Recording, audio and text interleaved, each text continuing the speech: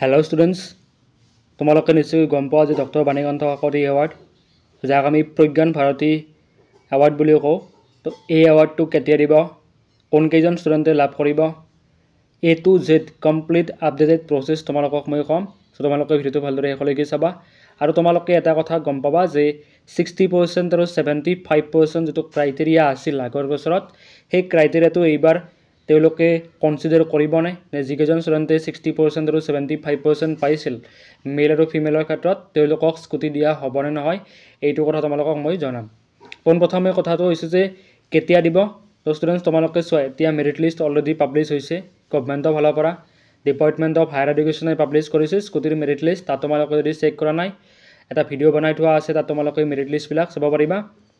And এতিয়া তোমালোকে চোৱা যে যোৱা এইটো মে' মাহত পাব্লিছ হৈছিল স্কুটিৰ মেৰিট লিষ্টখন।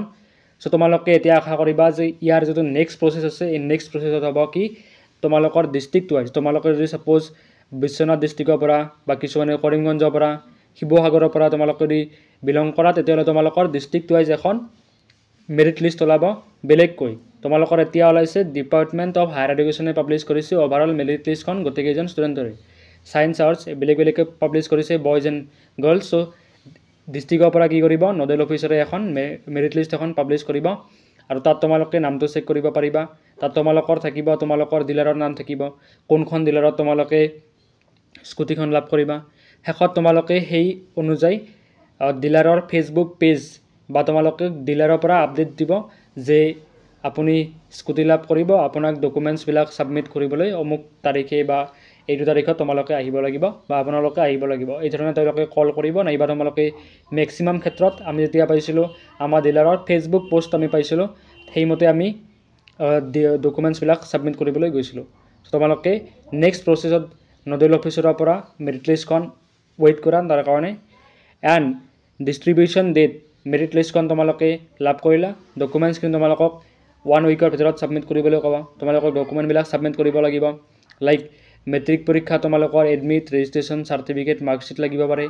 আৰু হায়াৰ ছেকেণ্ডাৰীৰ যিখিনি প্ৰয়োজনীয় ডকুমেণ্টছ আছে, লাইক এডমিট কাৰ্ড হওক, ৰেজিষ্ট্ৰেশ্যন চাৰ্টিফিকেট এণ্ড মাৰ্কশ্বিট আৰু পাছ চাৰ্টিফিকেট, সেই পাছ চাৰ্টিফিকেটখন তোমালোকক দিব লাগিব পাৰে। এটা মেইন কথা হৈছে যে তোমালোকে এখন চাৰ্টিফিকেট দিব লাগিব যে তোমালোকে গ্ৰেজুৱেশ্যনটো কৰি আছা।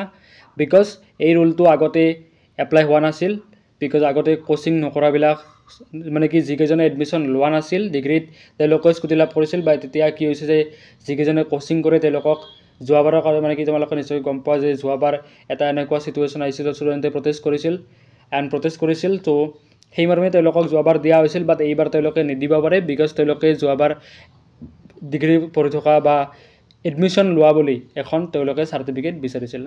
তোমালোকে যিখন কলেজত এডমিশ্যন লৈছা তাৰ পৰা তোমালোকে এখন চাৰ্টিফিকেট দিব, সেই মৰ্মে তোমালোকে তাৰ পৰা আনিব লাগিব। তোমালোকে সেইখিনি কথা গম পাবা। তাৰপিছত তোমালোকে ডিষ্ট্ৰিবিউশ্যনক তোমালোকক মাতিব যে অমুক তাৰিখত অমুক কলেজ বা এইখন কলেজত স্কুটিসমূহ ডিষ্ট্ৰিবিউট কৰা হ'ব। সেই মৰ্মে তোমালোকক কিছুমান নাম্বাৰ দিয়া থাকিব, সেই নাম্বাৰসমূহ তোমালোকক মাতিব এণ্ড তোমালোকে তাত যাব লাগিব। তাত গৈ তোমালোকে স্কুটিসমূহ লাভ কৰিবা। ডিষ্ট্ৰিবিউশ্যন ডেট তোমালোকে ধৰি লোৱা যে মাৰ্চৰ আগত তোমালোকে স্কুটিসমূহ নোপোৱা। মেক্সিমাম তোমালোকে মাৰ্চ আৰু মাৰ্চৰ ভিতৰত ডিষ্ট্ৰিবিউশ্যনটো কমপ্লিট হয়। মানে কি বহুত টাইম লাগে, বিকজ স্কুটিসমূহ এতিয়া মেনুফেকচাৰ কৰি আছে, তাৰ পৰা তেওঁলোকে তাত আনিব স্কুটিসমূহ, যিকেইজন মানে কি লোকেশ্যনত তেওঁলোকে শ্বেয়াৰ কৰিব, ডিষ্ট্ৰিবিউট কৰিব, তাত তেওঁলোকে মানে কি স্কুটিসমূহ আনিব। তাৰপিছত তেওঁলোকে কৰিব কি, তোমালোকক মাতিব। চ' বহুত টাইম লাগিব। এণ্ড মেইনলি যোৱাবাৰটো হৈছিল যে মাৰ্চ মাহত বহুতে পাইছিল, দেন কিছুমানে এপ্ৰিলতো পাইছিল, বিকজ ল'ৰাৰ ক্ষেত্ৰত আৰু বেছি লেট হয়, বিকজ ষ্টুডেণ্টছ মানে কি যিবিলাক ফিমেল কেণ্ডিডেটছ আছে তেওঁলোকক পোনপ্ৰথমে মাতে যে স্কুটিসমূহ লাভ কৰিব। ডকুমেণ্টছৰ কথা ক'লোঁ। হায়াৰ ছেকেণ্ডাৰীত তোমালোকৰ যিকেইখন ডকুমেণ্টছ আছিল, মেইন ডকুমেণ্টছবিলাক লগতে তোমালোকৰ ফটো লাগিব পাৰে, অভিয়াছলি লাগিব ফটো। এণ্ড তোমালোকৰ এখন certificate that you are doing graduation, নাইবা তোমালোকে যদি বেলেগ কৰ্চতো যদি এডমিশ্যন লৈছা দেন তোমালোকে নিশ্চয়কৈ লাভ কৰিবা। এইটো কথা নাই, বা তোমালোকে এডমিশ্যন লোৱা বুলি লাগিব চাৰ্টিফিকেটখন। Will 60% and 75% criteria be considered again. 60% পোৱাবিলাকক স্কুটি এইবাৰ দিবনে? বহুতে তোমালোকক হয়তো ক'ব পাৰিব যে অমুকটো ৱেবছাইটত এইটো মানে কি আপডেট হৈছে, 60% তেওঁলোকৰ স্কুটিসমূহ দিব, 75% তেওঁলোকৰ স্কুটিসমূহ দিব। বাট এটা কথা তোমালোকে মনত ৰাখিবা যে এইবাৰ অলৰেডি মেৰিট লিষ্ট পাব্লিছ হৈছে। বাজেটত তেওঁলোকে মেনশ্যন কৰিছে যোৱাবাৰ যে 60% আৰু 75% পালে স্কুটিসমূহ নিদিওঁ আমি। ল'ৰাৰ ক্ষেত্ৰতো 80% তেওঁলোকে মিনিমাম লাভ কৰিব লাগিব। চ' 80% তোমালোকে যদি পাইছা দেন তোমালোকে স্কুটি লাভ কৰিবা। আৰু এইটো মানে কি যিজনে 60% আৰু 75%ত পাম বুলি ভাবি আছিল তেওঁলোকৰ হয়তো অলপ বেয়া লাগিব, বাট উপায় নাই, এইটো যে ৰুল হয়, চৰকাৰে যিহেতু তোমালোকক বনাই দিছে ৰুলটো। এণ্ড তোমালোকে এইটো বস্তু চৰকাৰকো ব্লেম নকৰিবা, বিকজ তেওঁলোকে আগতেও এইটো ডিক্লেয়াৰ কৰি থৈছে। যোৱাবাৰ ডিক্লেয়াৰ কৰি থৈছে যে 60%ত দিয়া নহ'ব, বিকজ বহু কেইজন ষ্টুডেণ্টে স্কুটিসমূহ লাভ কৰে। চৰকাৰৰ বাজেটটো বহুত বেছি কমি যাব।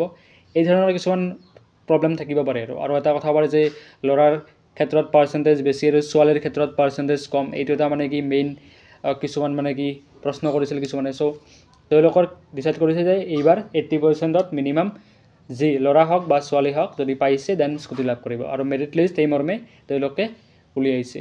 তোমালোকে যদি মেৰিট লিষ্টত নাম আহিছে then many congratulations to you, তোমালোকে স্কুটিসমূহ লাভ কৰিবা। আৰু যিকেইজনৰ অহা নাই তেওঁলোকৰ কাৰণে চৰি, তোমালোকে মন বেয়া নকৰিবা, বাট এইটো এটা ৰুল হয়। চ' এই ৰুল মতে তেওঁলোকে কামবিলাক কৰিবা। চ' আই হোপ তোমালোকে ভিডিঅ'টোৰ পৰা ভালেখিনি ডিটেইলছ গম পাইছা। Thank you so' much guys for ৱাচিং দ্য ভিডিঅ'। প্লিজ ছাপোৰ্ট কৰা এণ্ড ভিডিঅ'টো লাইক কৰিবলৈ নাপাহৰিবা। এণ্ড যদি চেনেলটো এতিয়ালৈকে ছাবস্ক্ৰাইব কৰা নাই দেন প্লিজ ছাবস্ক্ৰাইব কৰি মোক ছাপোৰ্ট কৰিবা। Thank U.